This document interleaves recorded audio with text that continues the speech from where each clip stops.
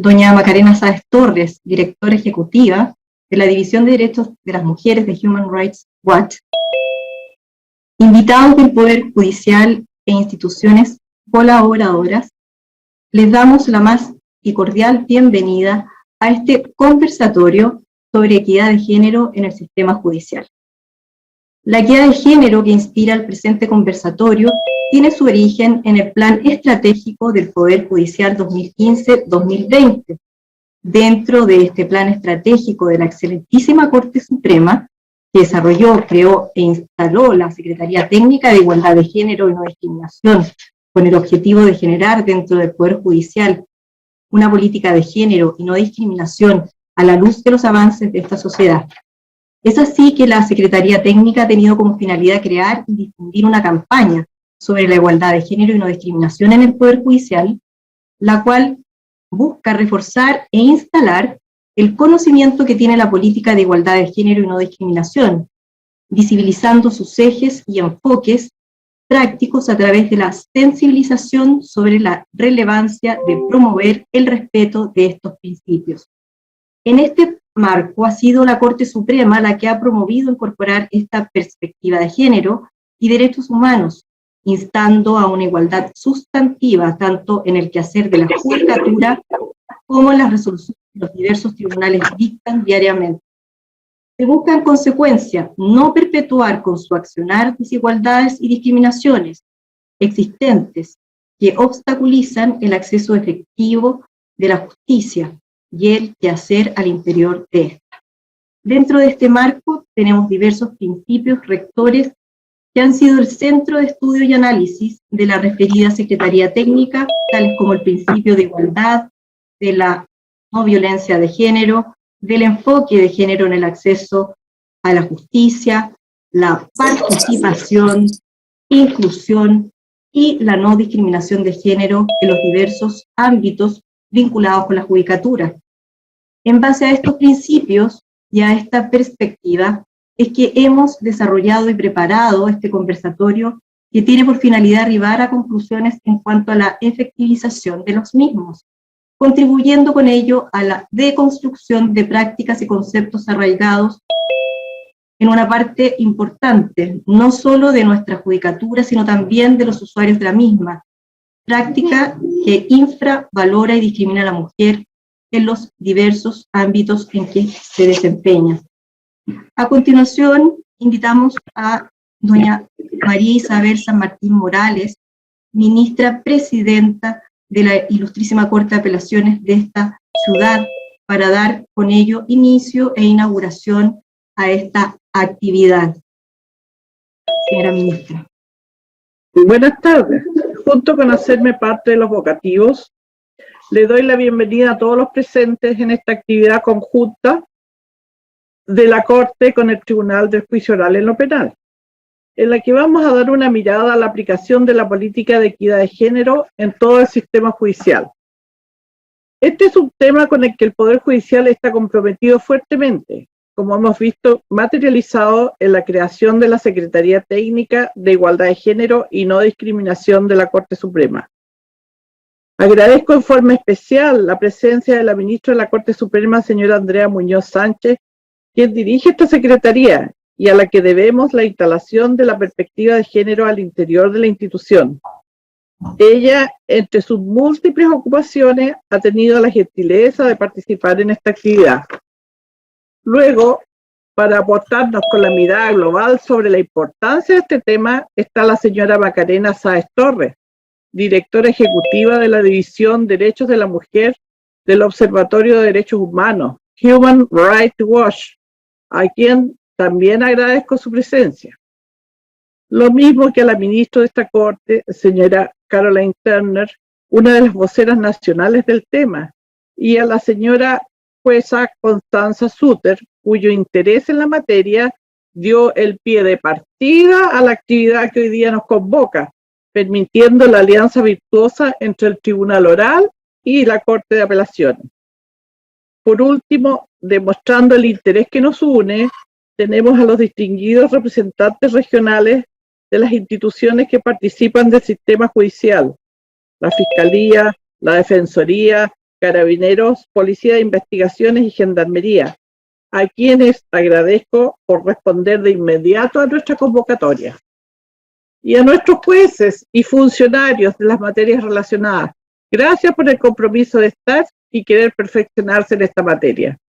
Hoy los invito a trabajar juntos en la reflexión honesta sobre un tema que todavía es nuevo para muchos de nosotros, pero en el que sabemos que debemos avanzar.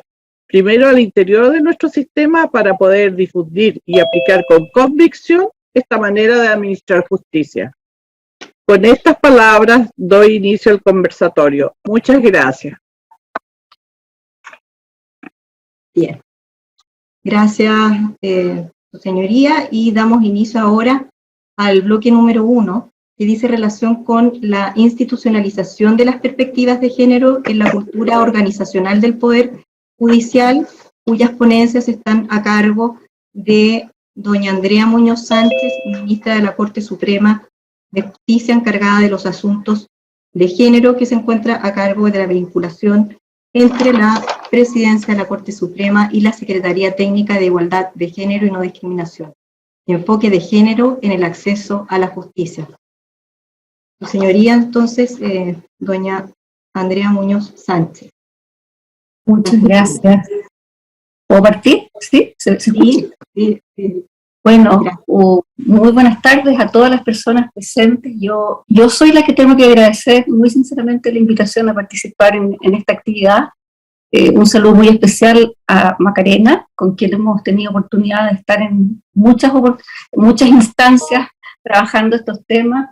También a la ministra San Martín y a Constanza, que ha instado por hacer este encuentro, y sin duda a la ministra Marta Jimena Pinto, con quien compartimos desde los primeros momentos en la mesa de género.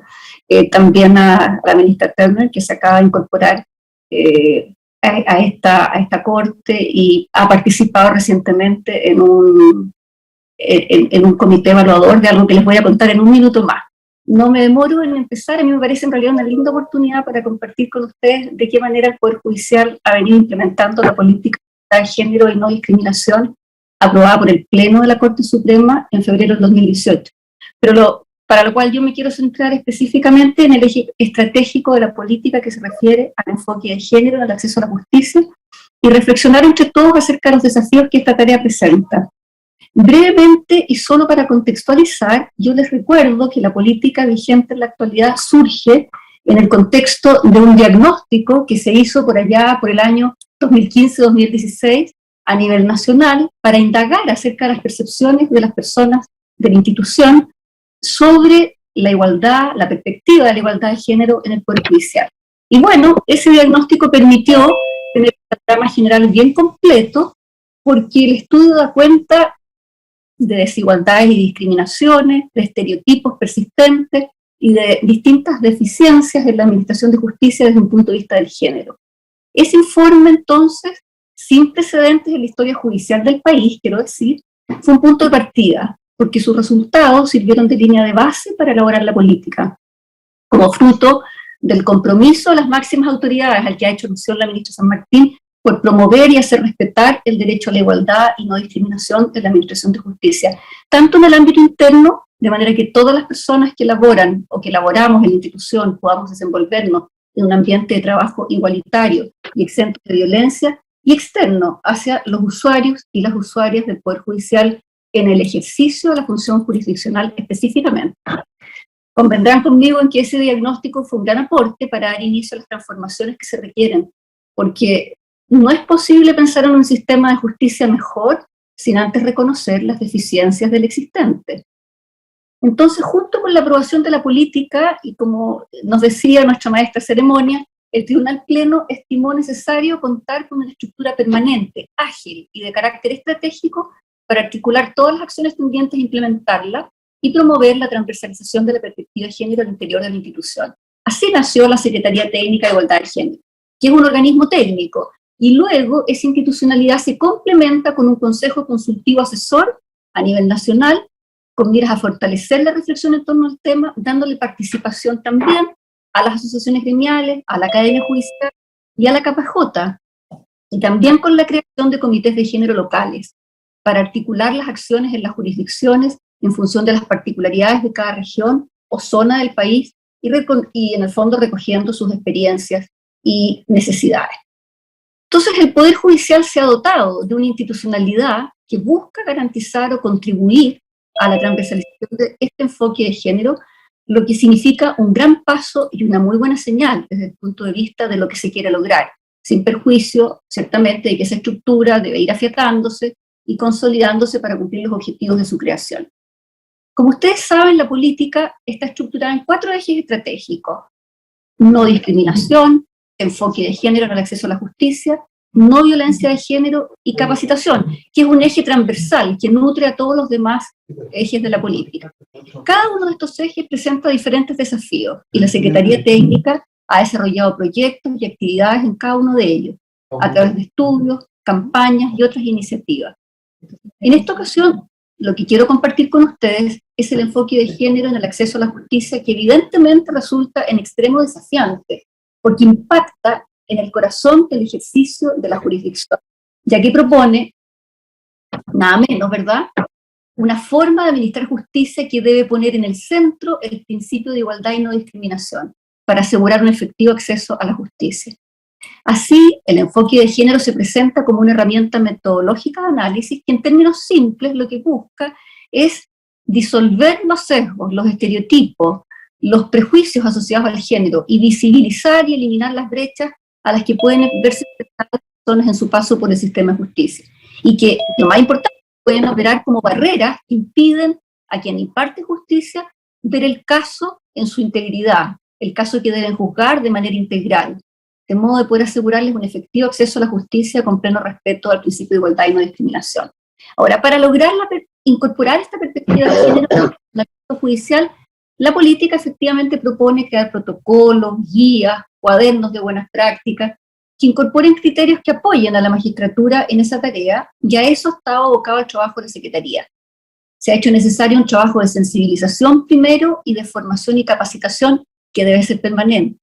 Es clave para que la judicatura pueda realizar este ejercicio, conozca y reflexione sobre qué efectos tiene en nuestra vida cotidiana la construcción social y simbólica de los géneros, y cómo ello impacta claramente en nuestra manera de ver y sentir la realidad, y especialmente en la impartición de justicia. Por eso está esa especie de juego en que decimos con lentes de género, porque efectivamente nos ponemos unos lentes que nos permiten mirar de una manera distinta aquello que normalmente hemos visto conforme a patrones en los cuales hemos sido educados y que inconscientemente hemos incorporado en nuestro disco duro, por decirlo así. Entonces, en ese marco hemos ido desarrollando proyectos, espacios de formación y reflexión, muy en conjunto con la Academia Judicial y también con otros operadores del sistema de justicia, como el Ministerio Público y la Defensoría Penal Pública. Por eso me encanta, como ha dicho la ministra, que estén aquí presentes personas que trabajan también en esas instituciones. Y aquí es indispensable que todos hablemos el mismo idioma. Hemos además tejido redes con instituciones universitarias, con académicos y con académicas, que han apoyado esta iniciativa y contribuido a enriquecer nuestra reflexión, a plantearnos nuevas interrogantes, examinando, y eso es muy importante, instituciones del derecho, pero con esta nueva perspectiva, están imbricadas ambas cosas. Por otro lado, hemos elaborado y puesto a disposición de la Judicatura herramientas útiles que les acompañen al conocimiento de los casos y que les permitan reflexionar al enfrentarse a diversas situaciones y les sirvan de ejemplo en la labor que realizan. Así, quiero detenerme en el cuaderno Buenas Prácticas, en primer lugar. Este es un cuaderno que se estableció con la ayuda de un proyecto a nivel internacional de Eurosocial, que es una institución de la cooperación europea, digamos, que nos ha acompañado, que nos acompañó en la elaboración de este cuaderno, que propone el uso de una matriz de análisis, lo cual ofrece criterios que sirven, hablamos de ruta reflexiva en el proceso de emitir decisiones judiciales. O sea, esta matriz que, ojo, no es vinculante, es una metodología de apoyo que permite auxiliar a los juzgadores y juzgadoras en la tarea de justicia con perspectiva de género, mostrando estándares internacionales y proponiendo una forma sistematizada de examinar el caso, permitiendo, por ejemplo, adentrarse en la identificación muy importante del contexto en que se desarrollaron los hechos. O sea, es lo primero que le invita a la matriz de análisis a mirar al conoce de un caso. Reconocer categorías sospechosas, género, raza, etnia, edad, las categorías sospechosas de discriminación, tener presentes los roles, los mitos, los estereotipos, las asimetrías de poder y los fenómenos también de discriminación múltiple, que es este cruce de discriminaciones que se ha llamado interseccionalidad, entre otras cuestiones. En especial, sus criterios ayudan a visibilizar entonces elementos que concretan la discriminación contra las mujeres, niñas y demás poblaciones en situación de vulnerabilidad. Eso en cuanto al cuaderno de buenas prácticas. Ahora, la idea de poder conocer y analizar sentencias que se hubieran enfrentado a la necesidad de incorporar la perspectiva de género para brindar un efectivo acceso a la justicia a las partes en un juicio, se nos venía planteando como una necesidad desde los inicios del trabajo de la Secretaría. Magistrados y magistradas en diversas instancias de capacitación, o académicas, o estudiantes con quienes hemos ido desarrollando proyectos de estudio de sentencias, y en general muchas personas con interés en el sistema de justicia se acercaban con una pregunta legítima, un interrogante muy natural. ¿Pero cómo se hace? ¿Cómo se incorpora la perspectiva de género a la administración de justicia? Entonces, el cuaderno de buenas prácticas y su matriz de análisis que acabamos de comentar es, por supuesto, una aproximación inicial, una guía conceptual, es muy maciza, porque tiene, si ustedes no la han visto, por favor, ojéenla, porque tiene un marco teórico también muy interesante. Sin embargo, parecía necesario encontrar otros mecanismos que pudieran ayudar a conocer cómo hacerlo en la práctica. Entonces, ante eso, se trabajó en dos líneas de acción. La primera, intentar recopilar la experiencia que ya estaba implementando la magistratura en diversas materias y ponerla a disposición del resto de las personas como ejemplo de buenas prácticas, entendiendo que a lo mejor no son lo mejor ni están sumamente acabadas, pero sí hay un intento por hacerlo. Y entonces lo que se trató es de recoger las primeras experiencias con que nos íbamos encontrando, recopilarlas y ponerlas a disposición del resto de la judicatura, para lo cual se creó un repositorio de sentencias que ustedes pueden mirar, está actualmente publicado en la página web de la Secretaría Técnica de Género y que está en permanente construcción y mejora porque se van incorporando nuevas sentencias. Y la otra iniciativa se refiere al lanzamiento de un concurso nacional de sentencias con perspectiva de género, con que hemos buscado abrir camino en esa materia, convocando a quienes piensan que han logrado plasmar en sus decisiones una mirada y una justificación que visibiliza las barreras que impone el orden de género y es capaz de levantarlas, facilitando el acceso a la justicia de una persona o de un grupo históricamente discriminado. El concurso satisface a la vez la necesidad de ir alimentando este repositorio de sentencias al que me he referido. Y entonces, así, invitamos ya desde el año pasado a la comunidad judicial y a los demás operadores jurídicos a que presentaran aquellas sentencias definitivas dictadas por tribunales chilenos que fueran representativas de buenas prácticas sobre cómo incorporar la perspectiva de género en el razonamiento judicial. Y digo sentencias definitivas chilenas, dictadas por tribunales chilenos, porque este es un ejercicio y esta es una práctica que se hace a nivel internacional, y de hecho la Comisión Permanente de Género y Acceso a la Justicia, que tengo el honor de presidir, que forma parte de la Cumbre Judicial Iberoamericana, plantea en este bienio que nos toca a nosotros presidir desde Chile, un concurso similar, digamos, en que vamos a distinguir y a premiar sentencias a nivel iberoamericano con perspectiva de género. Por eso digo que invitamos a nuestra comunidad local a hacer esto. El primer concurso se llevó a cabo el año pasado y tuvimos una muy buena experiencia en términos de participación y recepción de sentencias. Se premiaron 3 sentencias que abordaban temas de gran interés. Una de ellas, por ejemplo, era la primera en hacer lugar a una acción tendiente a que se reconociera que un niño podía tener 2 mamás. Y se otorgaron 2 menciones honrosas. Este año acabamos de concluir el segundo concurso. Justo en el día de ayer hicimos la premiación. Por eso me siento como muy contenta de que hayan coincidido las 2 fechas.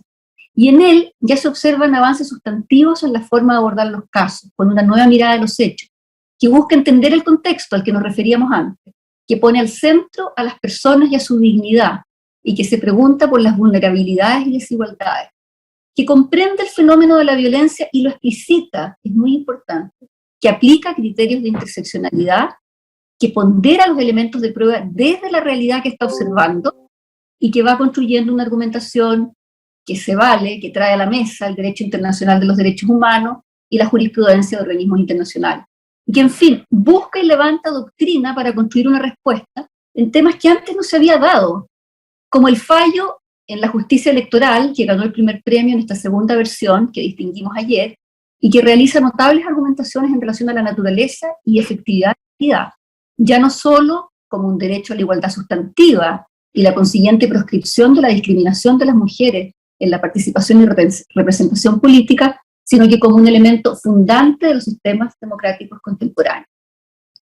El reconocimiento de sentencias destacadas en esta dinámica que les explico tiene otros aspectos positivos, como que permea todo el sistema de justicia, siento yo, de que cualquier persona puede postular sentencias. Entonces tiene abogados querellantes, a fiscales del Ministerio Público. De hecho, ayer teníamos a la fiscal Patricia Vara, que había postulado a la sentencia que ganó el tercer lugar de la premiación, y jueces interesados no en presentar necesariamente su propia sentencia, sino que muchos, sabiendo que hay un colega o una colega que ha hecho una sentencia bonita y que tiene la gracia de presentarla y postularla. Entonces, se genera una expectativa de buscar buenos ejemplos de pronunciamientos con perspectiva de género, y eso va alimentando el interés para que otros se entusiasmen, se va perdiendo el miedo y la vergüenza, se acaba el misterio.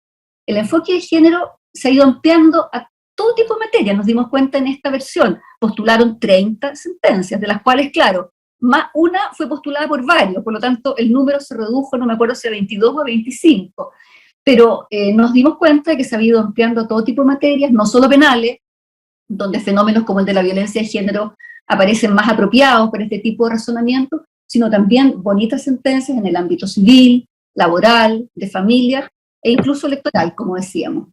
Ahora, es importante hacer notar que la postulación requiere un trabajo adicional, porque se debe llenar la matriz de análisis del cuaderno de buenas prácticas, como una forma de darla a conocer. O sea, queremos que se conozca y que se sepa. Por lo tanto, si usted quiere postular una sentencia, tiene que ver cómo aplica la plantilla en el fondo, y además para evaluar conforme a parámetros objetivos. Quiero destacar también que la selección y el discernimiento de los premios está a cargo de un comité evaluador, del que, bueno, formo parte por el trabajo que tengo, pero que nos hemos preocupado de que esté conformado por académicos y académicas y por jueces y juezas. Entre ellas, la jueza, la ministra Caroline Turner, fue una de las personas que formó parte del comité evaluador. Estaba el ministro Rodrigo Cerda de Concepción, y había una académica, ustedes la deben conocer mucho porque es la región del sur, Daniela Catino de la Universidad Austral, Domingo Lovera de la Universidad de Portal. Entonces, eso hizo realmente muy interesante la deliberación, porque son miradas que vienen de mundos distintos. Creo que uno es la más agradecida por haber estado en esa instancia de reflexión, porque hace ampliar efectivamente la mirada. Yo creo claramente que, y ustedes se darán cuenta por mi entusiasmo, que este es un ejercicio que se quedará entre nosotros por un buen tiempo. Ayer yo decía al introducir la ceremonia de premiación que a través de este acto simbólico vamos marcando hitos que quedan registrados en la memoria de la institución. En el primer concurso ganó Macarena Rebolledo con él, en el segundo concurso va marcando hitos que quedan registrados en la memoria de la institución y que reflejan un proceso que evoluciona y que convoca a toda la judicatura, tribunales de instancia, cortes de apelaciones y Corte Suprema, por supuesto, al mostrar con ejemplos concretos que sí se puede. Seguiremos, por cierto, buscando otros mecanismos que nos permitan avanzar en la materia. Y yo, para ir cerrando, quiero señalar como parte final de estas breves palabras los desafíos que se levantan y que creo que puede ser motivo que estimule una conversación, un debate. Yo personalmente, y siempre lo he dicho, creo que todo pasa por la capacitación. Necesitamos formación en temas básicos de género y de derechos humanos, en violencia de género. Cuando yo digo que hemos comprendido el fenómeno, es porque había sentencias que postularon que así lo hacían, pero desde luego no es una realidad extendida. Formación en estereotipos, entre otros muchos, pero formación básica, en temas básicos, derechos humanos, género, estereotipos. Y necesitamos, desde luego, también profundizar y ampliar la reflexión a otros temas que requieren alguna sintonía más fina, como los de valoración de la prueba, argumentación y razonamiento judicial, entre otros. Pienso que quienes miran con distancia la incorporación de este enfoque, que los hay, no podemos cerrarnos los ojos, o los que son escépticos, porque directamente se oponen, es porque desconocen, ignoran qué significa, y es por eso que pueden temer que con ello se afecte la imparcialidad, como uno a veces escucha, en circunstancias que es precisamente todo lo contrario, ya que de no aplicar este enfoque, se riesgo de no ver el caso real que se somete a nuestro conocimiento, sino fallar en base a categorías, a prejuicios, y en definitiva, esas muchas veces pueden distar de los hechos del caso. Postulo por esto la necesidad de que más temprano que tarde caminemos hacia la obligatoriedad de ciertos cursos, al menos para quienes deben conocer ese tipo de casos. Nuestra experiencia con la Academia Judicial ha sido muy positiva en términos de haber logrado transmitir los principales ejes de la política del Poder Judicial, y ellos, en la Academia, han avanzado y se han dotado de su propio... Imagínate lo que estamos hablando, ¿ya? Y nosotros estamos... Y han empezado a revisar su forma de hacer docencia. Hemos construido un diálogo muy fructífero, con mucha retroalimentación entre ambas instancias. La Academia Judicial está implementando iniciativas que yo estimo muy interesantes, pero si solo se inscriben para asistir los que ya están convencidos, esto no camina. Por eso creo que sería bienvenido un cambio en la materia, sin que sea indispensable, creo yo, una modificación constitucional o legal. Con todo, y con eso termino, por favor, no los quiero molestar más, se trata de un cambio cultural, y sin duda puede llevar tiempo. Necesitamos cambiar no solo la mirada de nuestros jueces y juezas, sino también del mundo legal, de la profesión legal, con quien se dialoga en el litigio. Y eso parte con enseñar estos temas desde las escuelas de derecho. Asimismo, y esta sí es una acción que recoge la política, nosotros no nos podemos encargar de la enseñanza de los estudiantes de derecho, pero sí hay otra área que hemos recogido, debemos crear sinergias y entendimientos con los otros operadores del sistema de administración de justicia. En el ámbito penal, fundamentalmente con el Ministerio Público y la Defensoría Penal, con quienes hemos venido trabajando en una misma dirección. Y lo mismo que yo dije ayer al introducir la premiación, quiero destacar que eso está demostrado no solamente con el trabajo que hemos hecho en distintas ocasiones, sino que ahora con un convenio marco de colaboración y digamos, cooperación suscrito entre la Corte Suprema, el Ministerio Público y la Defensoría Penal Pública el 8 de marzo pasado. O sea, buscamos un momento simbólico para hacerlo, en que las tres instituciones se comprometen a mantener una relación permanente de respeto y promoción a los derechos humanos en materia de igualdad de género, para lo cual acuerdan, y este es, comillas, el convenio, el artículo 2, objeto, implementar acciones conjuntas que desde sus respectivos ámbitos de acción estén orientadas a incorporar la perspectiva de género en el ejercicio de sus funciones desde un enfoque de derechos humanos e interseccionalidad y a compartir buenas prácticas. Eso con el objeto de ir tratando de darle institucionalidad al tema, que es lo que engloba este panel en el que yo estoy participando, para que no se entienda que son preferencias personales o intuiciones que dependen de quién esté a la cabeza de una institución. Eso, no quiero extenderme más, yo con eso creo que dejo planteado lo esencial a lo que quería referirme y que en alguna medida pueda contribuir al debate. Muchas gracias.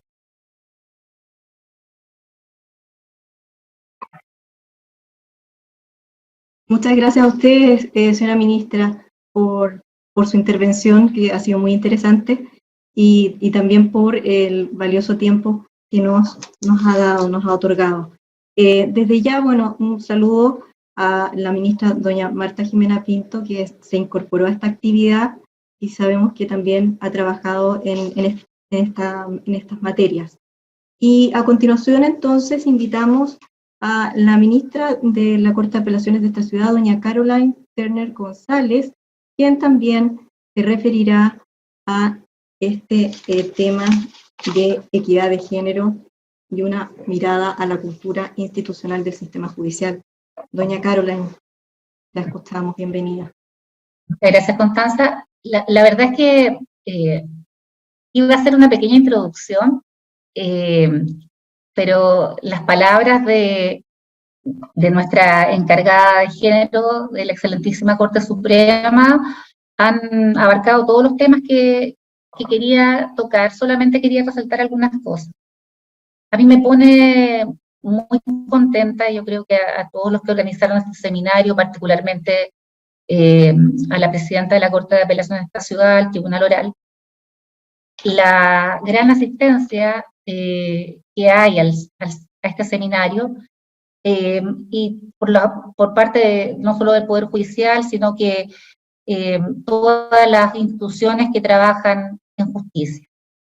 Sin embargo, seguramente quienes era más necesario que asistieran a este seminario hoy no están presentes.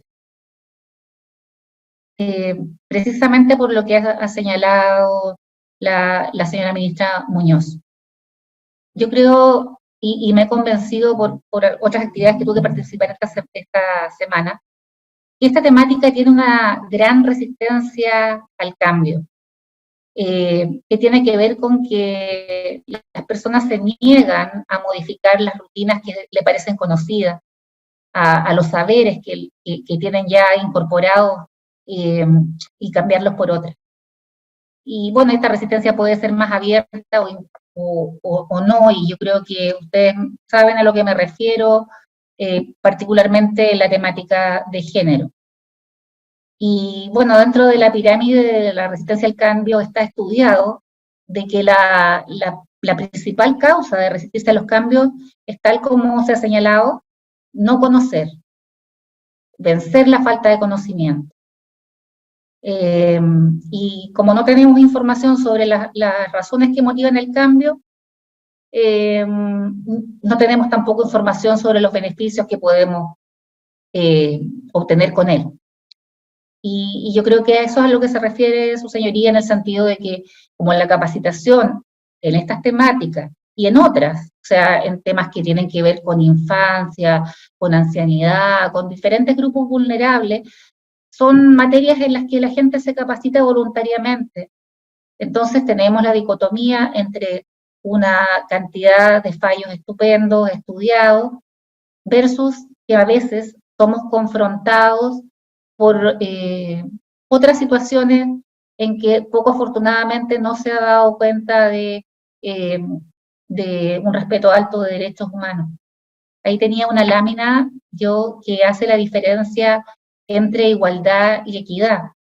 ¿Y por qué cuando fallamos con respeto de derechos humanos de diferentes minorías, a ver si la 3, por favor, de distintas minorías, lo que tratamos de hacer no es desequilibrar la balanza, cuando de repente las personas dicen, pero ¿por qué favorecen a las mujeres frente a los hombres? No es eso, porque la idea es que uno tiene que buscar favorecer a los grupos que se encuentran en situación de especial vulnerabilidad. Si nosotros, por ejemplo, estamos viendo derechos humanos de personas que no tienen acceso a los alimentos o a seguridad alimentaria, uno no dice, ¿por qué no favorecemos a la gente que no tiene esa problemática? Por eso es, porque estamos tratando de equilibrar la balanza, porque aquí ven ustedes los cajoncitos, si no, la persona más pequeñita no va a tener acceso a llegar a la justicia en un plano de igualdad. Y esto como órganos del Estado, de los que todos formamos parte, está garantizado por la Constitución, porque el inciso segundo del artículo 5 de la Constitución lo recoge expresamente. Es deber de los órganos del Estado, como nosotros, respetar y promover los derechos garantizados por la Constitución y por los tratados internacionales ratificados por Chile que se encuentran vigentes, dentro de los cuales están la Convención de Eliminación de todas las formas de discriminación contra la mujer, la Convención Belén do Pará, a las cuales estamos obligados por este imperativo constitucional. Hay distintos grupos vulnerables y la verdad es que como política, así como la política de género que data desde 2018 dentro del Poder Judicial, el nombramiento de la ministra Muñoz data de, no recuerdo si 2015 o 2016, y aún así seguimos, a pesar de la gran inversión que ha hecho el Poder Judicial, el esfuerzo de capacitación. Si ustedes pueden ingresar y no la conocen, como se señalaba, a la página de la Secretaría de Género, hay estudios sobre distintos grupos, está el cuaderno de buenas prácticas, están múltiples capacitaciones que uno dice, ¿por qué la gente no se interesa en ellas? Yo creo que el motivo es la resistencia al cambio. Y la verdad es que se han dado las herramientas por parte del Poder Judicial, se han dado las herramientas por parte de la Academia Judicial, incluso por organismos gremiales que hemos creado los propios jueces, como el Instituto de Estudios Judiciales, o sea, que dependen de nuestro organismo gremial, como el Instituto de Estudios Judiciales. Y aún así, pese a todo este esfuerzo de capacitación, parece que estamos al debe en sensibilización o interés. La verdad es que es cierto que la igualdad sustantiva, que conlleva llegar a una justicia sustantiva, supone la modificación de aquellas circunstancias que impiden a todas las personas ejercer plenamente sus derechos y tener acceso a oportunidades mediante medidas estructurales, legales o de política pública. Nosotros tenemos una política pública, la política de género del Poder Judicial, pero es necesario que a ella accedan con capacitación y sin la barrera de la resistencia al cambio, todos cuantos servimos en temas de justicia. Muchas gracias. Bien. Agradeciendo entonces las palabras de doña Caroline Turner González, ministra de la Ilustrísima Corte de Apelaciones de esta ciudad, y a continuación dándole la bienvenida a doña Macarena Sáez Torres, directora ejecutiva de la División de los Derechos de las Mujeres de Human Rights Watch, quien se va a referir al derecho internacional de los derechos humanos y perspectiva de género y cambio cultural. La escuchamos, doña Macarena. Muchísimas gracias, Constanza. Quiero agradecer profundamente esta invitación maravillosa. Siempre yo estoy muy honrada de poder conversar con gente además de mi zona. Me hace sentir que estoy de vuelta en casa. Quiero especialmente agradecer, por supuesto, a la Turner y agradecer la posibilidad de tener conversación con la ministra Muñoz, que siempre, como dijo ella, es un agrado para mí poder y un honor poder estar compartiendo con alguien que ha hecho tanto además por la perspectiva de género en Chile y le ha hecho tan bien al Poder Judicial, creo yo, y al avance de los derechos de las mujeres y las niñas en Chile. Yo voy a referirme brevemente al tema. Quería poner bueno, ustedes me cortan cuando haya que cortar, pero aquí voy a poner el timer para que no se me pase el tiempo. Pero quería hablar un poco del efecto y el impacto que ha tenido el Derecho Internacional de los Derechos Humanos en este cambio cultural al que aspiramos, dentro también de las prácticas y del trabajo del Poder Judicial, ¿no? Y yo creo que es importante entender que el Derecho Internacional de los Derechos Humanos también llegó tarde al reconocimiento de las mujeres, a pesar de que desde sus orígenes del Derecho Internacional de los Derechos Humanos moderno, pensando en un derecho internacional moderno, pensando después de la Segunda Guerra Mundial, había muchas mujeres y muchas organizaciones de mujeres que estaban esperanzadas que precisamente una construcción nueva de los derechos humanos tuviera desde sus orígenes una perspectiva y una igualdad de las mujeres. No se hablaba en ese momento, a fines de los años 40, a principios de los 50, no se hablaba de perspectivas de género, pero sí se hablaba de igualdad de las mujeres. Hay que pensar que en ese momento, que no es tan atrás, había todavía muchos países que no habían dado ni siquiera el derecho a voto a las mujeres. Y la construcción entonces del derecho internacional de los derechos humanos también es una construcción que se instala dentro de un paradigma patriarcal, bastante masculino, con una normalización de roles diferenciados entre las mujeres y los hombres, ¿no?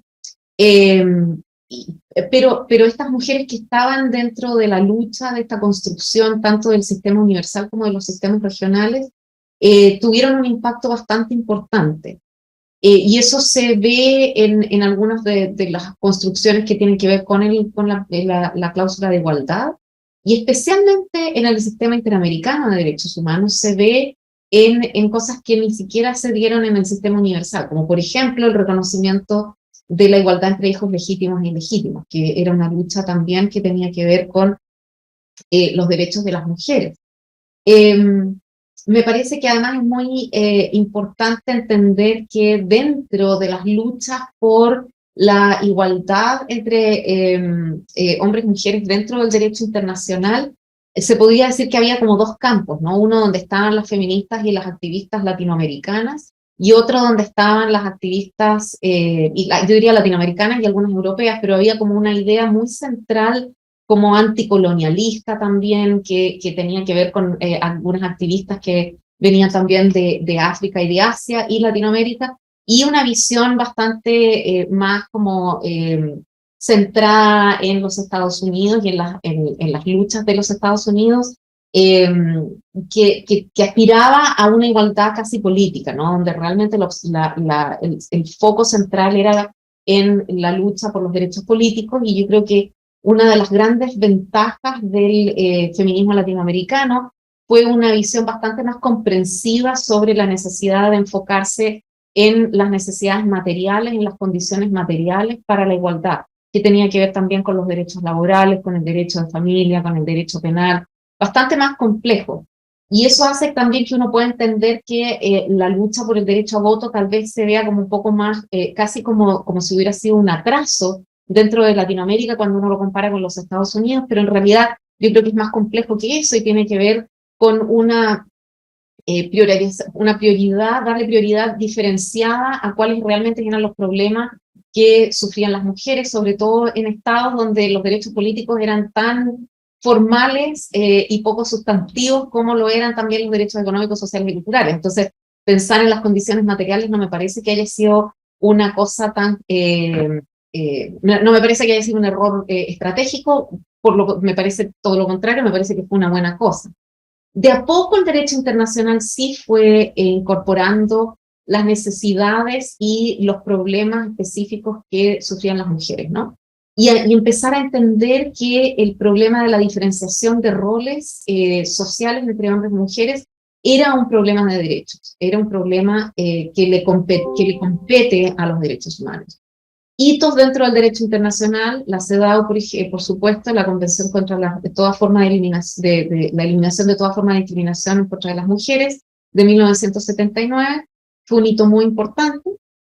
Y luego ya en Latinoamérica, además de decir que, como decía yo, que había algunas cosas dentro de la Convención Americana y de la Declaración Americana de Derechos Humanos que eran bastante interesantes, no se enfocaba tanto, por ejemplo, en el tema del matrimonio, sino como en el tema como de la familia y los hijos legítimos y ilegítimos, como digo. Otro de los hitos importantes fue la Convención Belém do Pará de 1994, y ya después tenemos también el desarrollo de un sistema interamericano de derechos humanos que tempranamente intenta incorporar también los derechos de las mujeres. No tan tempranamente como a uno le hubiera gustado, que hubieran empezado desde el principio, pero tenemos, por ejemplo, un hito que no se discute lo suficiente, que yo no se destaca lo suficiente, y es que la Comisión Interamericana fue el primer órgano que habló de la violación sexual como tortura. Y eso lo hizo en 1996, antes que lo hiciera la Corte Penal Internacional, antes de los tribunales especiales de Ruanda y de Sierra Leona, por ejemplo. En 1996, con el caso Raquel Martín de Mejía contra Perú, la Comisión Interamericana avanza la idea de violación sexual como tortura. La Corte Interamericana fue bastante un poco más lenta, bueno, y después la Comisión, además, muy importante, en el 2001, saca su informe en contra de Brasil en el caso de María da Peña, que es el primer caso sobre violencia doméstica, donde establece que efectivamente un Estado puede ser responsable de violencia doméstica, aun cuando obviamente que no es el Estado el que ejerce activamente la violencia en casos de violencia doméstica, pero el hecho de no tener un sistema que permita efectivamente justicia para personas que sufren violencia doméstica, que en su mayoría lamentablemente siguen siendo mujeres, es un problema de derechos humanos, de falta de acceso a la justicia y que genera responsabilidad internacional. Y eso fue con el caso de María da Peña en el 2001. Luego la Corte Interamericana de Derechos Humanos hace avances muy importantes, y yo diría que hay un hito muy importante que lo establece la Corte Interamericana, y que yo creo que tal vez yo me atrevería a decir que es el caso que se conoce como Campo Algodonero de 2009, donde la Corte Interamericana establece que México, es un caso contra México, establece que los tribunales tienen una obligación de fallar con perspectiva de género es un cambio, es el comienzo del cambio cultural respecto de cómo se debe ejercer justicia, ¿no? Cómo se debe administrar justicia, yo diría. Y el caso, obviamente que es un comienzo porque dice, bueno, hay que fallar con perspectiva de género, da algunas ideas de cómo se deben fallar, pero es luego de este caso en contra de México donde empiezan también a elaborarse estas guías, como señalaba la ministra Muñoz, como la guía que ha elaborado Chile respecto de cómo se fallan con perspectiva de género, y que México comenzó con la elaboración de su propia guía luego del caso Campo Algodonero.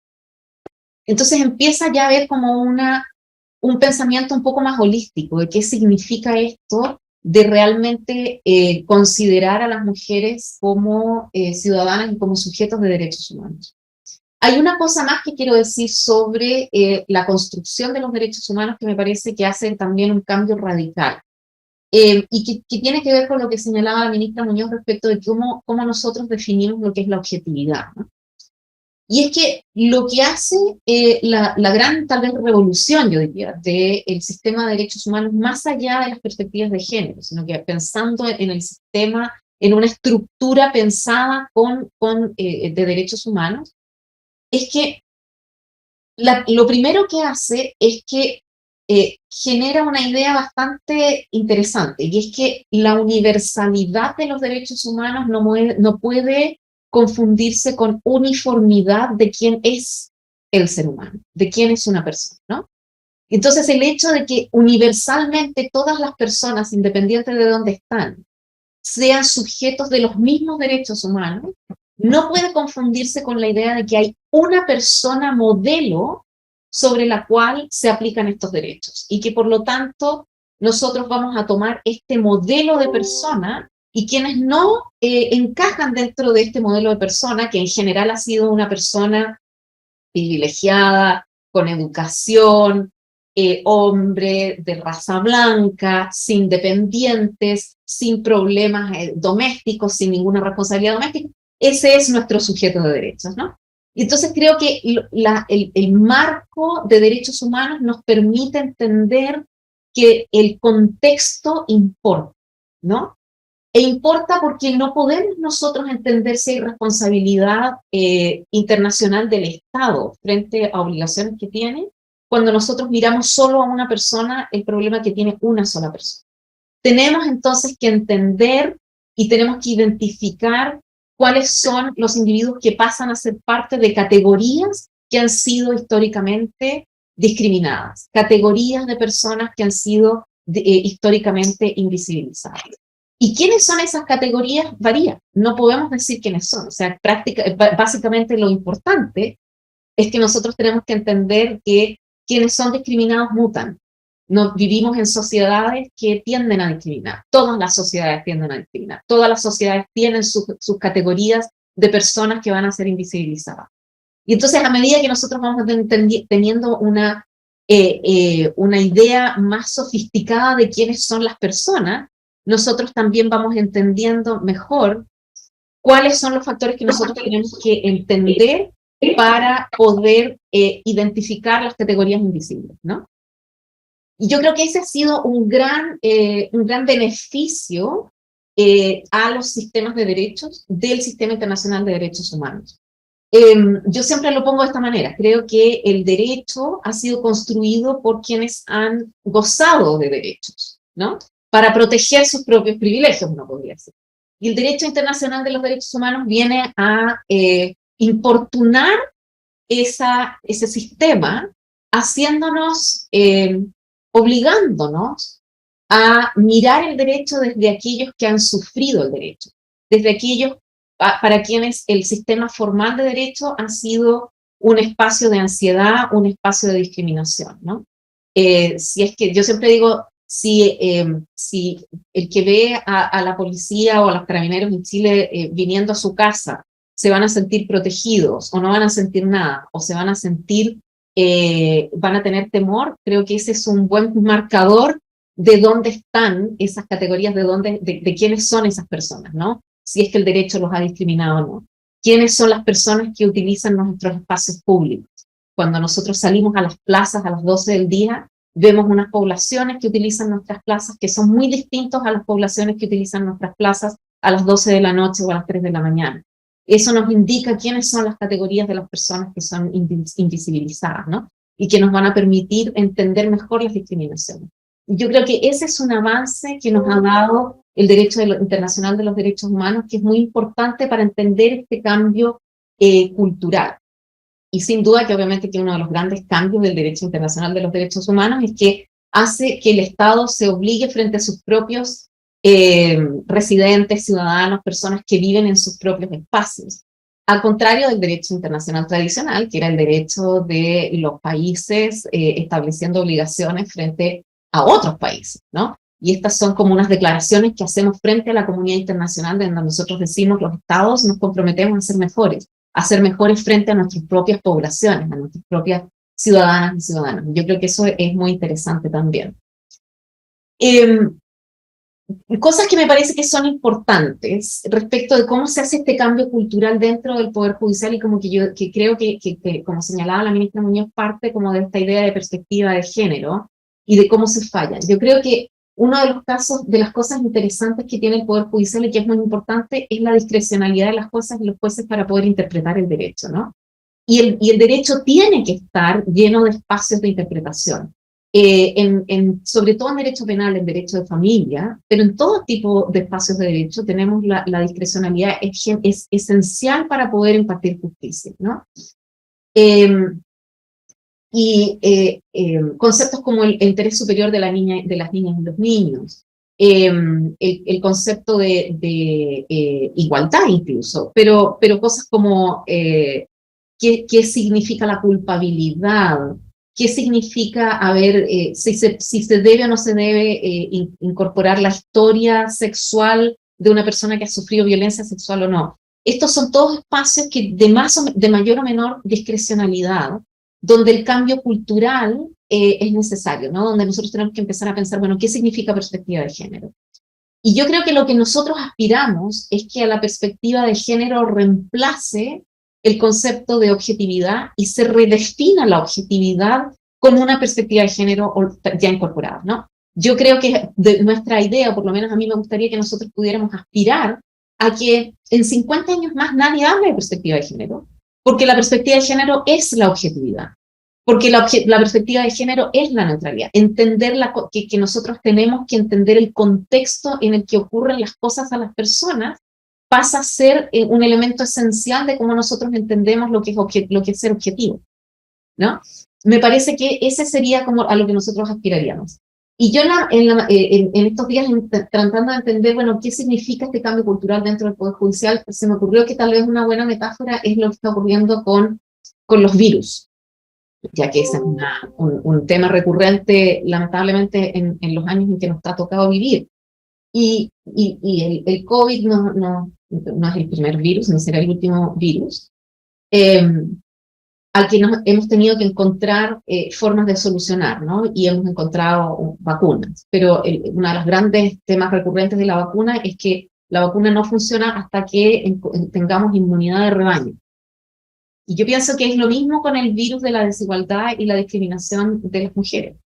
En la medida en que haya algunas sentencias que tienen perspectiva de género, es como poder administrar una vacuna a un cierto grupo, pero nosotros tenemos que llegar hasta un espacio de inmunidad de rebaño.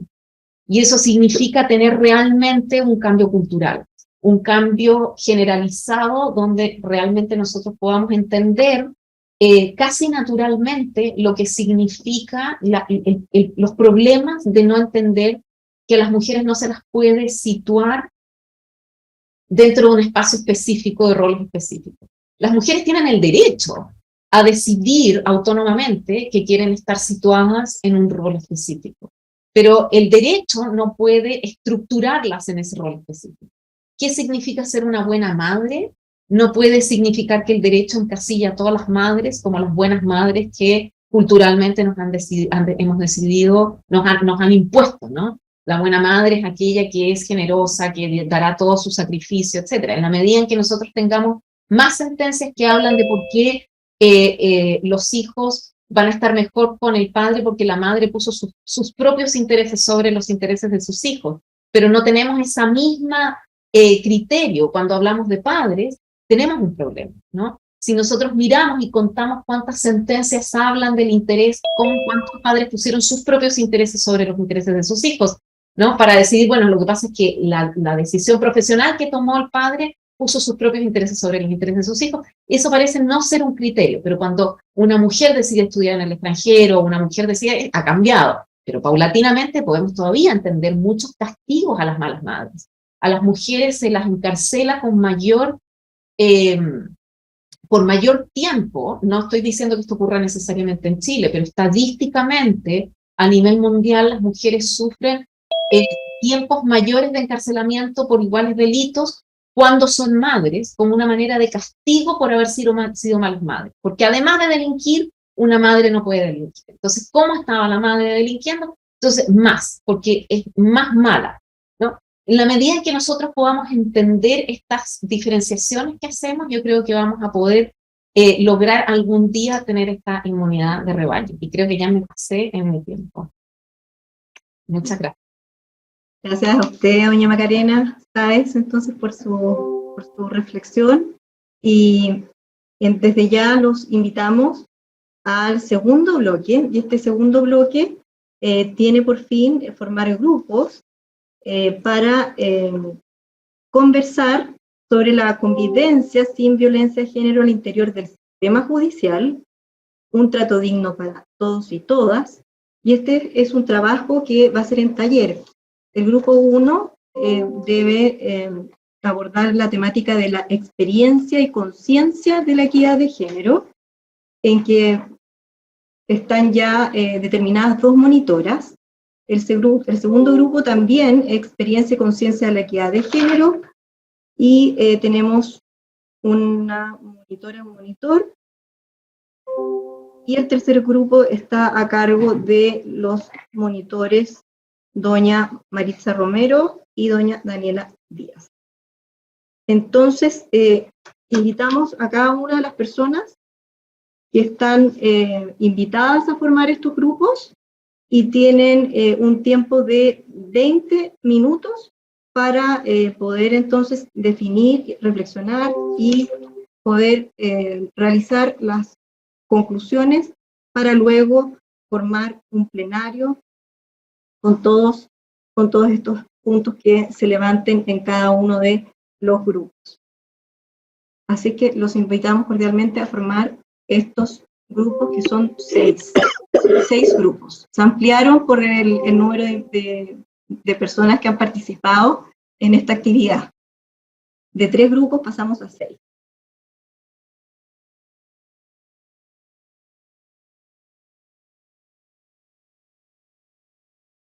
Así que la verdad que fue valiosa su intervención para quienes la escuchamos.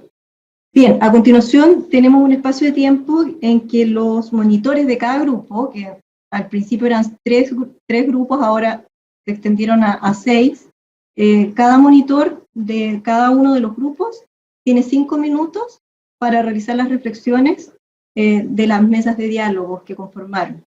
Entonces comenzamos por el grupo 1. Doña Maritza. Doña Constanza, yo, grupo 1. Uh-huh. Quizá necesitaría muchísimo tiempo para poder expresar toda la opinión que pudimos recoger. Sin embargo, voy a tratar de hacerlo como en 4 puntos para entregar lo que conversamos.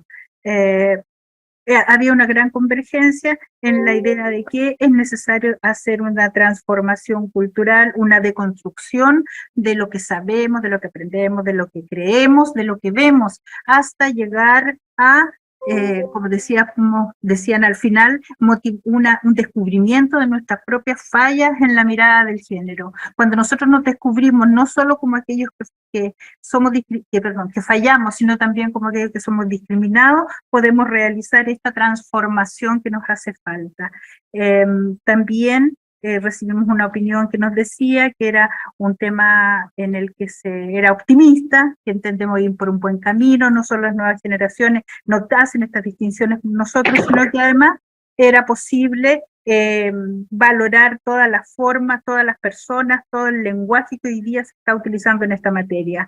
En el mismo sentido, en el sentido generacional, nos entregaban como opinión la necesidad de una capacitación y más capacitación. En particular nos decían a los jueces más antiguos, formados de otra manera.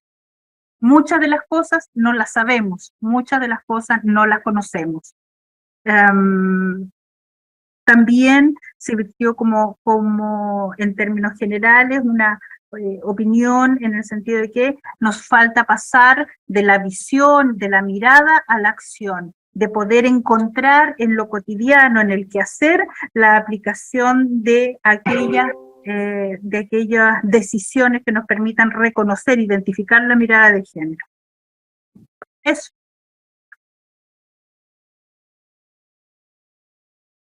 Muchas gracias, doña Maritza. Y en el grupo 2 también entonces le concedemos la palabra a la monitora del grupo 2 para que pueda entonces expresar sus reflexiones.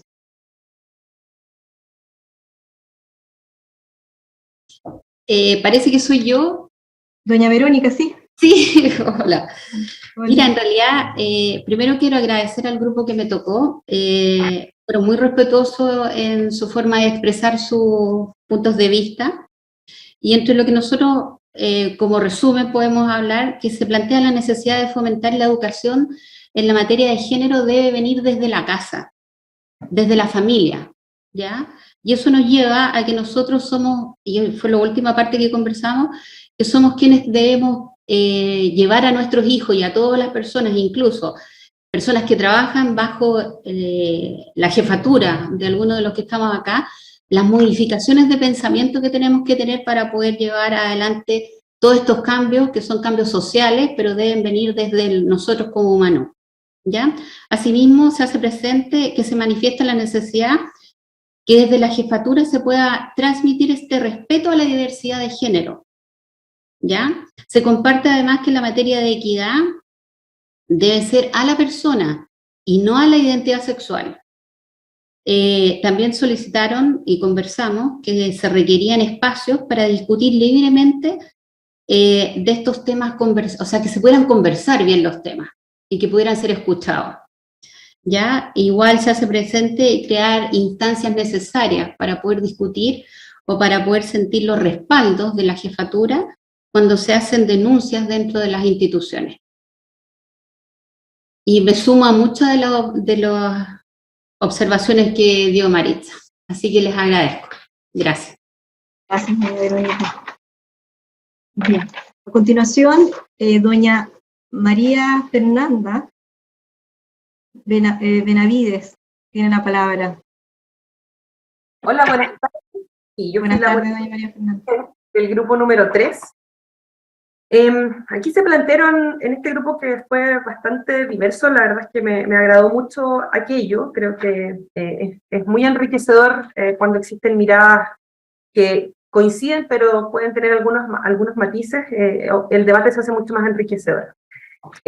Se visibilizó la dificultad de algunas personas en temas que guardan relación con la problemática o la inequidad de género. Es decir, algunas personas manifestaron creer que no tenían ningún problema en cuanto a la inequidad, o a la equidad en el fondo, estar completamente de acuerdo con la equidad de género, pero no obstante, no saber si efectivamente estaban, digamos, incurriendo en sesgos, prejuicios, etcétera, porque no había algún tipo de conciencia con respecto a aquello.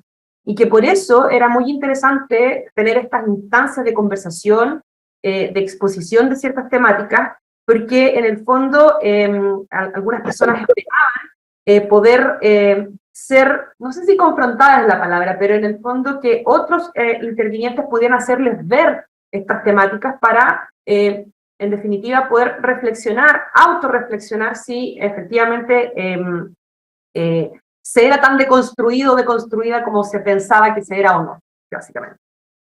Luego existió opiniones relativas a que el Poder Judicial tenía que solucionar las problemáticas puntuales, pero que eventualmente estas problemáticas puntuales no iban a solucionar los problemas que podrían haber de inequidad en términos de sociedad, ¿no? Y yo creo que en eso estamos todas y todos de acuerdo, ¿no? Concuerdo un poco con lo que acaba de decir Mónica, en el sentido de que las problemáticas de inequidad de género vienen desde aspectos absolutamente arraigados a nosotras y nosotras, desde la asignación de género de acuerdo a nuestro sexo biológico al nacer. Viene desde la casa, efectivamente, desde la crianza, desde el lugar donde habitamos, desde donde vivimos, desde las personas con las que nos relacionamos, etc. Se señaló también la importancia de que existieran canales abiertos para recibir denuncias en el contexto de situaciones, digamos, de violencia de género en todas sus formas, sea simbólica, sexual, etcétera, que se puedan dar al interior del sistema de parte de las personas que componen el sistema hacia mujeres que también componen el sistema, sean defensoras, juezas, funcionarias, carabineras, etcétera.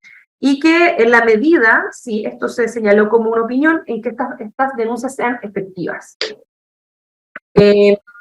Luego, se habló también de que aquí hubo dos opiniones muy importantes en que en el Poder Judicial ha habido un cambio favorable en cuanto a perspectiva de género, que no es lo mismo que ocurría hace 10, 15 años atrás, en términos de, por ejemplo, la adopción de nuevos conceptos de familia, la adquisición de roles de hombres en la coparentalidad, en el ejercicio, digamos, responsable del cuidado de los hijos, de las hijas, y que esto incluso se había visto reflejado en fallos, lo que era bastante posible, pero ambas opiniones concordaron en que faltaba mucho por hacer en aspectos más bien pequeños y sutiles, como trato, prejuicios por cómo una persona o una mujer se viste, si lleva un escote, si lleva una falda más corta, qué se piensa de ella, etc. En ese sentido faltaba mucho más por hacer.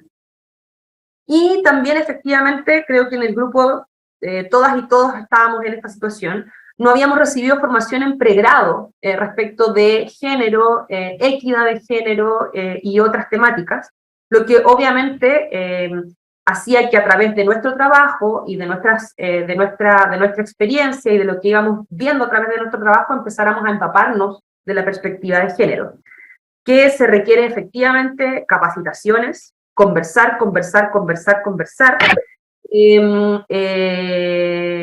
y visibilizar y tratar este tema hasta que lleguemos a un día en que no sea necesario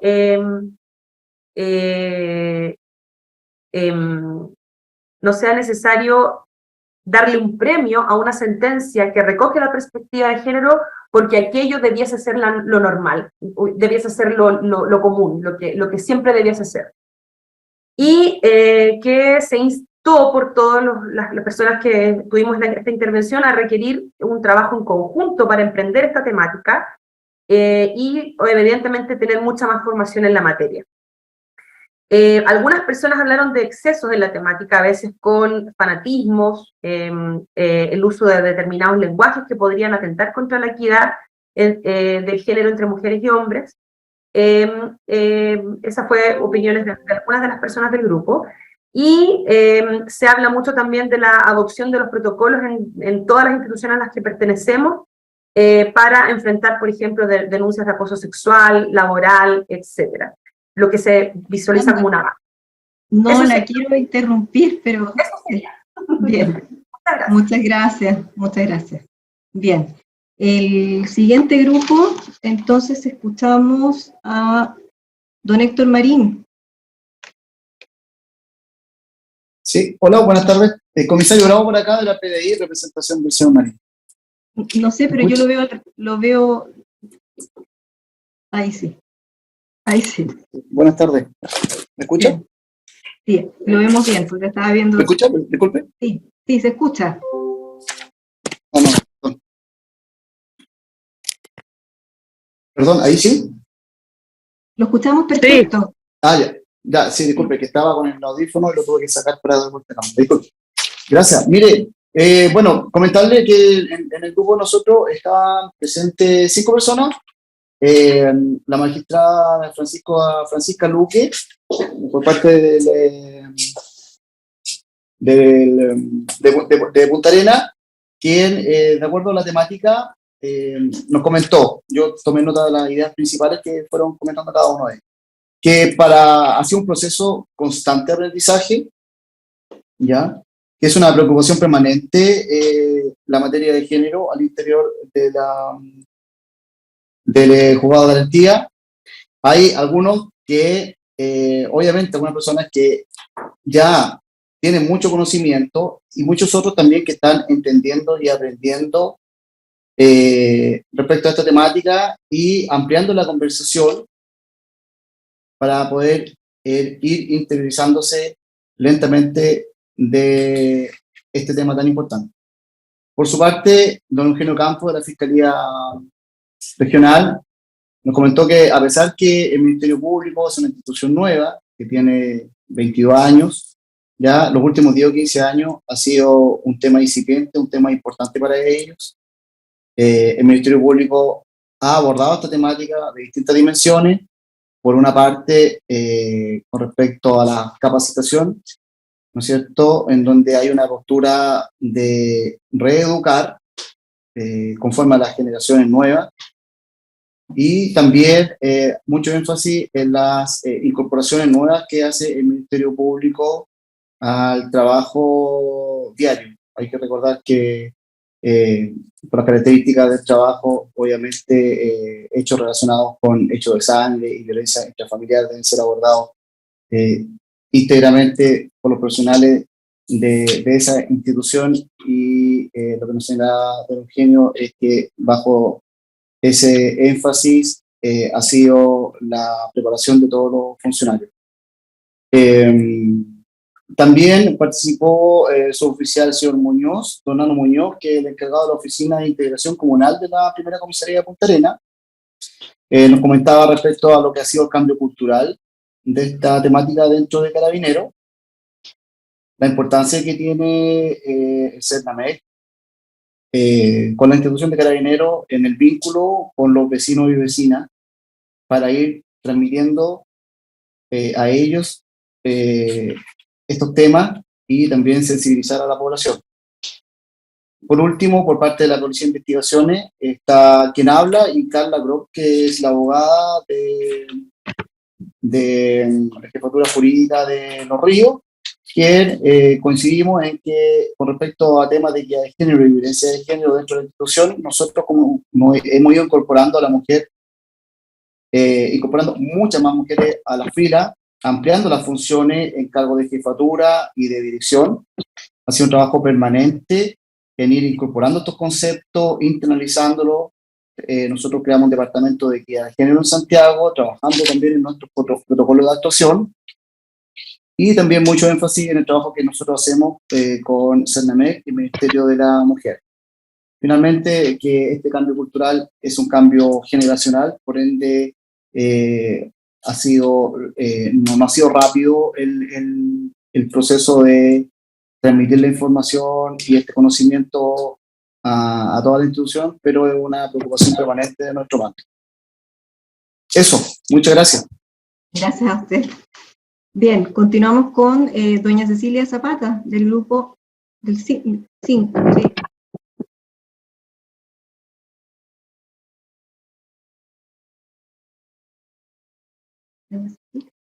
Perdón, doña Cecilia pertenece a nuestro grupo que me asignó a... Como nota la señora Isabel.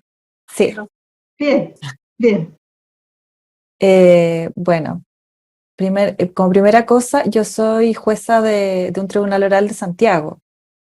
Entonces, les quiero agradecer por dejarme participar, pese a que no pertenezco a la jurisdicción. Pensé que era un conversatorio, algo como que yo iba a poder ver que ustedes hacían, no que yo iba a poder participar en él, ¿ya? Y me parece notable lo que hacen, ¿no? Y convocar a todos los actores del sistema, de verdad, si algo les puedo dar feedback, estoy bien impresionada no solo de la reflexión, sino que se den este espacio que pucha, o lo están dejando de lado en sus tareas de trabajo o familiares para poder analizar el género. Y más encima a gente colada como yo de Santiago, muchas gracias. Bueno, efectivamente nuestro grupo también tenía personas de varias instituciones, en particular de Carabineros, de Gendarmería de Chile y del Poder Judicial. Las personas de Gendarmería de Chile nos contaron que ellos más bien nos dieron cuenta de que el tema de género ha constituido un avance, ¿no? Un planteamiento, una especie de desafío que la institución asumió y que ha provocado verdaderos cambios institucionales.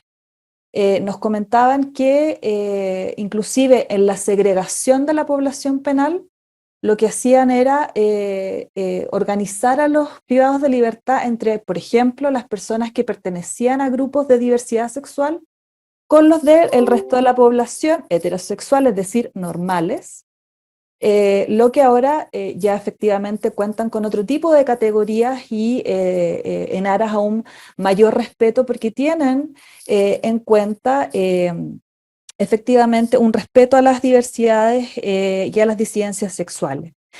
También nos contaba una miembro de nuestro grupo que ella también podía dar cuenta de que también era más frecuente la inserción de mujeres en unidades de gendarmería que eran propios ambientes masculinos, inclusive en dependencias en donde existía solamente población penal masculina y en donde en años atrás solamente se permitía funcionarios de sexo masculino. También ella misma decía que en relación a un programa sobre ofensores sexuales se llevaba a cabo por 2 funcionarias mujeres y que al principio generó cierta aprensión precisamente por el hecho de estar a cargo de 2 mujeres. Sin embargo, el desarrollo y la experiencia de este programa también les refirió que aquello no dependía del género, o más bien de la identidad de género de quienes desarrollaban este programa, sino más bien de sus capacidades. Así que dieron cuenta que en Gendarmería la equidad de género ha dado no solamente un paso a la presencia de más mujeres, sino también a un cambio en sus políticas. También hicieron presente que hay muchas cuestiones que todavía están pendientes, que todavía hay trabajo por hacer en ciertas brechas. Lo mismo en relación a Carabineros de Chile, sin perjuicio de que doña Cecilia nos contaba que las mismas, que se han hecho ciertos avances en orden a que se cumplen con las mismas funciones, que son los mismos rangos y se han avanzado mucho en materias de igualdad.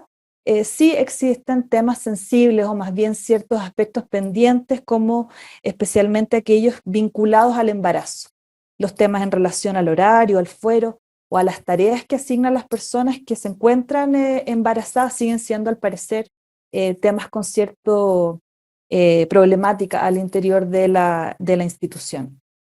Y en cuanto al Poder Judicial, se destacaba por una de nuestras compañeras del grupo que el Poder Judicial, a diferencia de lo que ocurre en el mundo privado laboral, respetaba la equidad en torno a, por ejemplo, las remuneraciones y que se podía de verdad avanzar en la carrera funcionaria sin distinción de hombres y mujeres.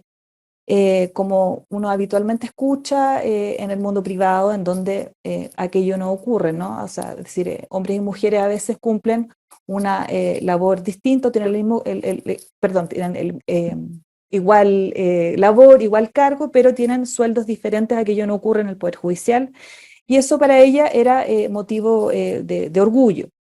Y de hecho esperaba que se replicara en el mundo privado, en donde, por ejemplo, todavía se daban preguntas alusivas a la vida de las mujeres o a la presencia de hijos, cuántos hijos tiene, qué edad tiene, quién los cuida para los efectos de las entrevistas de trabajo.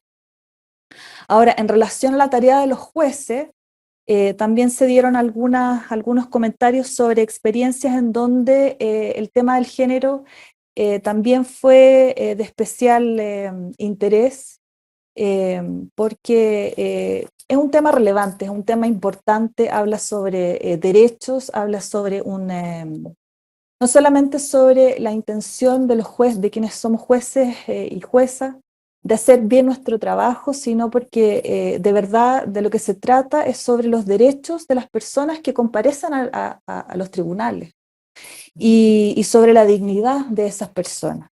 Se nos... Doña Isabel, ¿sí? Disculpe la también interrupción. me quedé no, eso. Solo 2 segundos. Dice relación con la validación personal, porque a veces se nos critica, esta persona es mujer y no me va a juzgar bien, por ejemplo. Bien, eso. muchas gracias. Muchas gracias. Y doña Daniela Díaz, del grupo 6. Hola. Hola. Bueno, primero agradecerle a todos los participantes de nuestro grupo. Estuvo súper interesante la discusión que pudimos generar y tuvimos varios hallazgos muy interesantes que son los que les voy a compartir ahora. En el ámbito de específicamente el sistema judicial, consideramos que se ha avanzado en sentencias que logren incorporar la perspectiva de género. Y eso en sí mismo ya es un logro. Nos referíamos también, y lo tomamos como ejemplo, el caso que está ahora en boga de la condena de Martín Pradena, ¿ya? En donde se ha tenido un verdadero enfoque de género, y lo que además a nosotros nos pareció importante es que ahora estas materias se están mediatizando y están en los medios de comunicación, y permite también que de esta forma se vaya tanto reflexionando con los elementos que inciden en esto, y también para ir disminuyendo esta brecha de género, porque también nosotros logramos como visualizar que existe un gran enjuiciamiento calórico con respecto a las mujeres, ¿ya? Siguiendo con este caso, lo planteábamos como un ejemplo concreto de que, bueno, ¿por qué no se fue? No la tenían amarrada, ¿por qué no se fue corriendo? Como si tener un estado de conciencia alterado por consumo de alcohol no te limitara las capacidades. Entonces, el juicio valórico siempre está presente permanentemente en todos los ámbitos en los que las mujeres nos movemos y nos desempeñamos.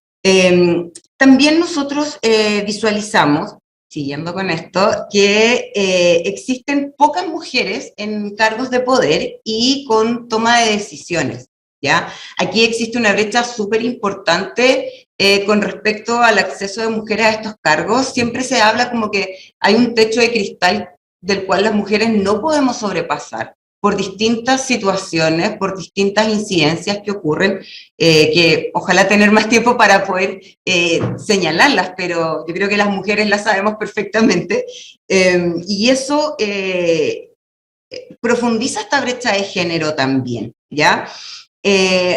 También reflexionamos que aun cuando las mujeres logremos llegar a cargos de mayor poder y con mayor toma de decisiones, igualmente se exige una masculinización de nosotras para poder adecuarnos, ¿cierto?, a lo normal, a la normativa, a la forma normativa en la que se entiende que las mujeres que ejercen una jefatura tienen que comportarse, ¿ya? Y aún así, es más, profundizamos aún más la reflexión, que incluso cuando nosotras, las mujeres, estamos en estos cargos, producto de esta masculinización, igual realizamos juicios con respecto a las personas que están bajo nuestro cargo, y perdemos un poco esta sororidad que se ha hablado tanto, y que nos ponemos más exigentes, más mañositas, puede ser. También con esto identificamos que es innegable que existe una gran sobrecarga de roles y tareas para las mujeres, ¿ya? En la cual la exigencia que nosotros tenemos es siempre de excelencia. O sea, hay que ser una buena proveedora, tienes que ser una excelente profesional, tienes que ser una excelente madre, sin quejarte, correr todo el día para poder cumplir con todos estos roles. Incluso se dieron algunos ejemplos prácticos de lo que viven algunas mujeres profesionales con hijos en edad escolar, y es súper significativo la exigencia que tienen ellas versus la exigencia que tienen los padres, que ellos no son como enjuiciados por no asumir un rol más preponderante en la crianza, ¿ya? Y ni hablar del tema de que una vez separados vayan a cumplir un rol parental presencial. Si hoy día mismo se tuvo que promulgar una ley tremenda para que puedan cumplir con lo más básico que tiene que ver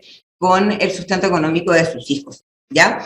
Pero como no todo es malo, nos quedamos con una visión positiva de hacer hincapié en las nuevas generaciones. Incluso una compañera ahí dio su reflexión personal con respecto a su hija, y que tiene que ver que ellos ya tienen mucho más internalizado el tema del enfoque de género, y no es tema incluso en las relaciones que establecen ellos cotidianamente. Y ahí tenemos nosotros el desafío de poder como replicar un poco esa experiencia, ¿cierto? Aprender, como era el título de este conversatorio, aprender y desaprender, y entender que los niños también nos muestran un ejemplo muy bonito con respecto a cómo relacionarnos en el día a día.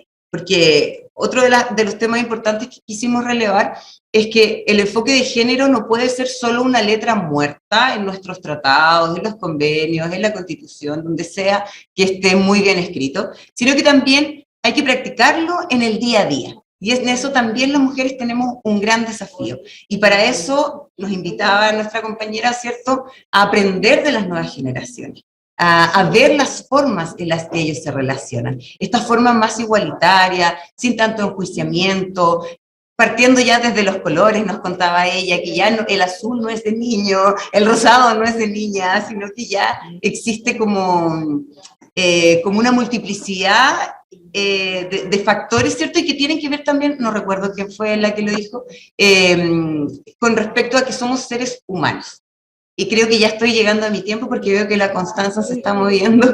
Estoy empatando y no me gusta interrumpir, pero estamos... No te preocupes, sí. Doy por finalizada la intervención, pero fue un muy lindo trabajo y les agradezco la invitación. Gracias al grupo, entonces, por esas reflexiones. Muy interesantes.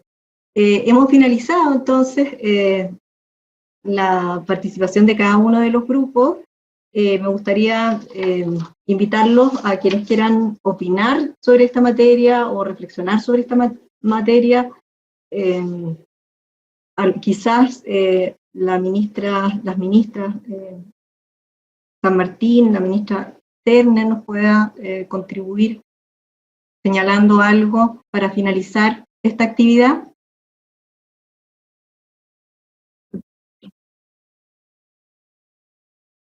Doña María Isabel, ¿algo que señalar?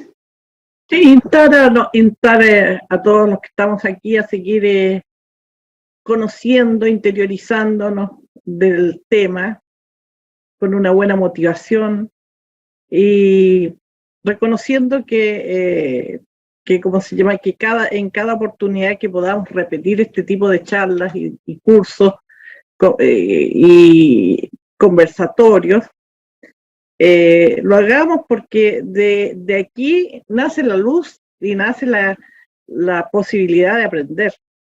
Así que eso es mi intención, que ojalá podamos repetir en alguna oportunidad de esta manera o de otra el estudio de la perspectiva de género. Nada más. Gracias. Y su señoría, doña Caroline Turner. Gracias, Constanza. La verdad es que solamente agradecer a la Secretaría de Género, al Tribunal Oral, esta instancia tan valiosa, y que estoy muy gratamente sorprendida de lo enriquecedora que por lo menos en mi caso resultó conociendo experiencias diversas y lo que demuestra que uno no termina nunca de aprender en lo que a estos temas se refiere. Muchas gracias. Bueno, gracias a todos quienes participaron. La verdad que me incluyo también en que tenemos que aprender mucho y también de las nuevas generaciones que ya tienen estas ideas arraigadas y que vienen desde las universidades. Me correspondió escuchar a uno de los compañeros de grupo que ya en la universidad ya le habían enseñado esa perspectiva, no así, en mi caso mi generacional es distinta. Y agradecer entonces que la Corte de Apelaciones a través de la presidenta, la ministra María Isabel San Martín Morales, haya permitido entonces darle el realce a esta actividad a través de la Ilustrísima Corte de Apelaciones. Así es que termino sin antes darle las gracias a doña Maritza Romero, que ha trabajado arduamente sobre este tema y quien, por lo menos en mi caso, me motivó a iniciar una actividad de esta índole, sobre esta materia, y también a todos quienes están detrás de esta actividad que no se ven y que son las personas que invisibles, ¿ya? Que nosotros queremos visibilizar. Aquí está Eduvino, a cargo Aburto, a cargo del tema informático, detrás está don Francisco Díaz, y bueno, muchos otros funcionarios que están detrás de toda esta actividad y con un compromiso, ¿no es cierto?, que excede la jornada laboral y que eso se agradece. Yo creo que tengo que agradecerlo y en especial, y vuelvo a reiterar, a doña Maritza Romero. Así es que muchas gracias por la participación de cada uno de ustedes. El tiempo es valioso, sobre todo en esta época en que post pandemia, ¿no es cierto? Por lo menos en el caso de los tribunales orales es así. Así es que muchas gracias y nos estamos viendo en alguna otra instancia que sea convocada para estos fines o para otros. Así que hasta luego. Luego.